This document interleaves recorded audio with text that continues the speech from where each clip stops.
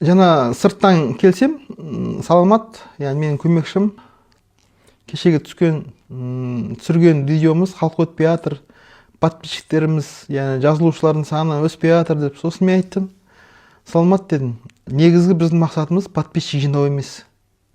Біздің мақсатымыз Абайдың сөзін халыққа жеткізу. Халық түсіне ме, түсінбей ме, ол халықтың проблемасы, біздің проблемамыз емес ол. Ол тыңдаушының проблемасы. Ахмет Байтұрсынов айтады ғой, халық Абайдың қара сөздерін түсінбей жатыр дейді. Ол Абайдың кінәсі емес дейді. Ондай ойлы сөзге үйренбеген халықтың кінәсі дейді. Сол сияқты біз қазір сол халықтың ығына жығыламыз деп, халықтың деңгейін төмен түсіріп жүрдік. Қаншама елдің алдына шығып жүрген жігіттер подписчик жинаймыз деп, халықтың ығына жығыламыз деп, деңгейлер өте төмен түсіп кетті. Сондықтан бізге халықтың деңгейін біз көтеруіміз керек, керісінше біз халықтың деңгейіне түсуіміз емес, халықты біз өрге сүйреуіміз керек. Айтады ғой қазақта, өгіздей өрге сүйреуіміз керек. Яғни халықты өгіздей өрге сүйрейтін ол Абайдың, Шәкәрімнің шыңыраудай терең, алмастай өткір ойларын біз шама шарқымыз келгенше жеткізе білуіміз керек. Шал ақын айтады, Ораздының баласы, Оразды дегеніміз көз ашық көкірек ояу өте мықты сапалы ата-ананың баласын Оразды дейді қазақтар. Оразды. Ораздының баласы дейді, 15-інде баспын дер дейді. Жиырлының баласы 25-те жаспын дер дейді. Жиырлы деген жиырылып қалған, ашылмай қалған. Жиырлы, зажат или дұрыс айтасыз. Біз балаларға нені старт дейді ғой, приоритет дейді, соны дұрыс қойып. Біз айтамыз ғой, ол әлі жас әлі. 25-те әлі жас. 30-ға келді әлі жас. Шын мәнінде өзі қазақтың өлшемі ол өлшем. Ол сол өлшемнен ауытқымау керек екен.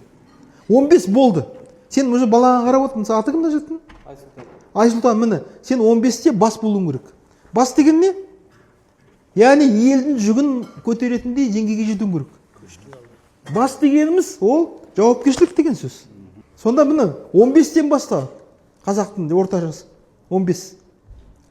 Ал енді максимальны алайық, қай жасқа дейін адам қартаймайды.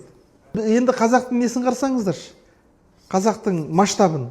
Сонда Шалгизеров айтады, қас батыр 90-ға келмей қармайды дейді. 50 деген ол ердің жасы емес пе, нағыз кемелге келетін. Сонда адам 15-тен 90-ға неше жас? 75 жыл елге қызмет етуге мүмкіндігі бар екен. 50-ге келдің, не болдың десең, болды. Сен бітесің, шаман бітеді. Мен қартайдым десең, қартаясың. Жоқ, мен 90-ға келмей қармаймын. 90-ға, біздің бабаларым 90-ға дейін атқа түспеген ғой бұрын. Яғни сонда адамның миы, ақылы, бүкіл клеткалары, миллиардтаған клеткалардың бәрі 90-ға дейін, мен әлі керек екенмін ғой деп, өзінің сапасын жоғалтпайды екен. Отсутствие новостей есть хорошая новость. Это и есть, да. Сонда жоқ, мысалы, не жаңалық дейді, мысалы, бізде мысалы не жаңалық дейді. Ол мысалы, не жаңалық дегенде ол сен Илон Масктың ғылыми жаңалығын сұрап отқан жоқ. Ол өсек сұрап тұр. Өсек айтпасаң, қанағаттанбайды, ренжіп қалады. Содан жаңалықты кім сұрайды? Ішкі рухани даму жоқ адам, ішкі өзімен жұмыс істемейтін адам үнемі сырттан жаңалық күтеді сөз. Мазмұнды көбісі білмейді. Көрдіңіз бе? Адам жаңалықты сырттан іздемеу керек. Бүкіл жаңалығың, бүкіл ақиқатың ішіндесің.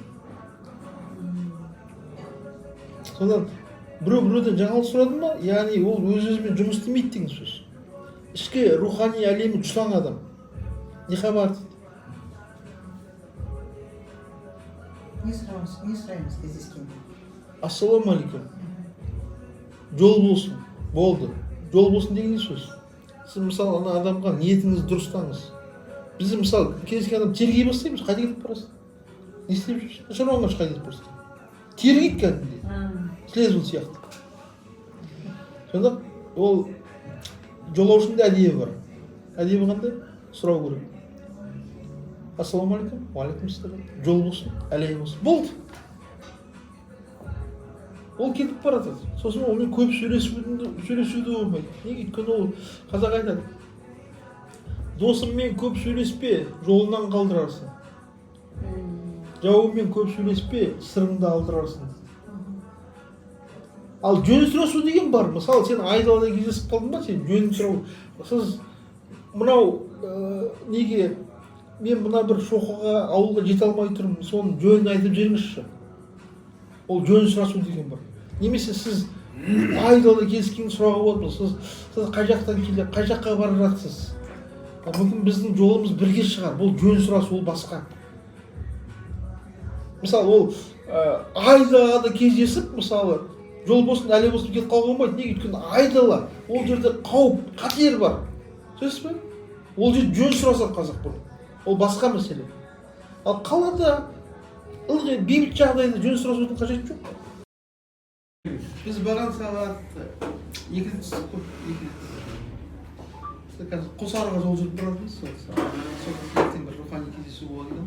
Жолдарыңыз? Иә. Қосары менің ата-бабаларымның жері ғой. Иә, сол сіз. Таздардың. Сол ата-бабалар жеріне баратырмыз. Қосарыда сағат 10-да болады. Сосын осында 22-сінде осы Сүлеймен Қабырда өзіміз семинар өткенде барамыз. 12-де. Келіңіздер. Бұйырса, Аллаға. Билет алдым. 22-сі? 22-сі. Алдыңыз ба? Асылбек деп жазып. Екі билеті. Екі. Алыңыздар, билет алыңыздар. Туысқандарыңызға айтыңыздар, достарыңызға айтыңыздар. Сол туысқандар шақырып қойды ғой. Тоже. Сол туысқандар бәрін шақырыңыз. Нағыз той. Әлгі Үлкен кісілеріміз бар, соған көрсін барамыз. Иә. Бұйырса, үлгеріп отырып Иә. келемін. Айтады ғой әлгі құлақ қарны тоймайды дейді да. Көже қарны тояр, құлақ қарны тоймайды дейді. Ау қарны тойды көріп. Құлаққа сіңе береді ғой. Иә, көже қарны тояды дейді. Біздер сияқты бір жағынан кіріп, екінші жағынан шыға береді. 10% қалса соған қуанамыз. Иә, болады ғой. Оны жол жоқ. Оны жол жоқ. Қазанның күйесі